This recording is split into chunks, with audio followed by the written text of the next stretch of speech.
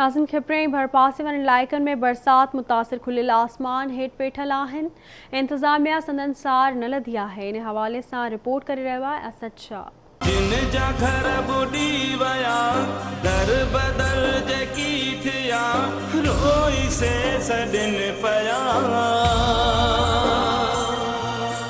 रहूं से तकिन पिया तो मदद कयो असांखे मदारत कयो असांजी कुझु पोइ असां जेके वोट ॾियण उहे बि कोन था अचनि असां खिपरो तालुके में मुसलसल हलंदड़ बरसातुनि सबबि सवें ॻोठ पाणीअ हेठि अचण करे मिसकीन माण्हू पंहिंजा कखां अजा छॾे रोडनि ते बेयारो मददगार बणियल आहिनि त के वरी अछड़ो थर जे भिटुनि ते भटकंदा वतन था। हिकु मिसकीनी ऐं गुरबत बिना अजनि जे खुलियल आसमान हेठि वसंदीअ बरसातुनि मिसकीन माण्हुनि जा अहंज ॿीणा करे छॾिया आहिनि। मींहं मुतासिर मिसकीन माण्हू हफ़्ते खां बिना अजे भटकंदे मदद जा मुंतज़र आहिनि, पर हेल ताईं न त गवर्नमेंट सार लधी न ई कंहिं चूंडियल नुमाइंदे वटि लड़ी अचण जी ज़हमत कई। ॿोॾ मुतासिर मिसकीन माण्हुनि आवाज़ न्यूज़ सां पंहिंजा अहंज ओरींदे चयो त मक़ामी माण्हू त वस आहर वेलो खारायो वञनि, पर जिन खे वोट ॾेई कामयाबु कयोसीं तिन लड़ी बि नाहे ॾिठो।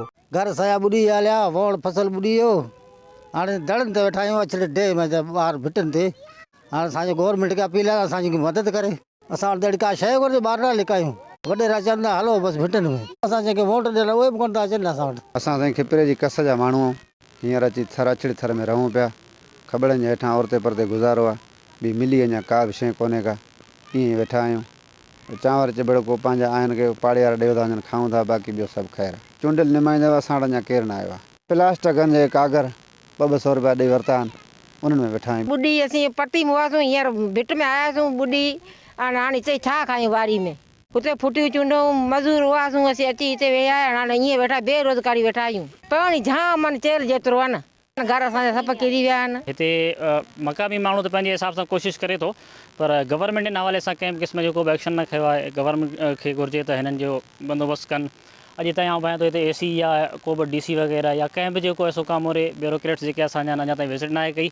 हींअर बि जेको असां पंहिंजे हाल सरूं आया आहियूं हिते जेको ख़िदमत कई असां। हिननि खे सभ खां पहिरीं इहो त टेंट जेको आहे सो हिननि खे मिलनि, ऐं उनखां पोइ मच्छरदानियूं वग़ैरह आहिनि, या हिननि खे खाधे पीते जे हिसाब सां कुझु न कुझु शयूं हिननि खे गवर्नमेंट जेको आहे रिलीफ फंड जेको आहे हिननि खे ॾे। ज़रूरत इन ॻाल्हि जी आहे त खिपरो तालुके समेत समूरे सांगड़ ज़िले खे आफ़त सटियल करार ॾेई मिसकीन मुतासिर माण्हुनि जी वाहर कई वञे, जीअं हू वधीक दरबदरी खां बची सघनि। कैमरामैन सजाद शर सां गॾु असद शाह, आवाज़ TV न्यूज़, खिपरो।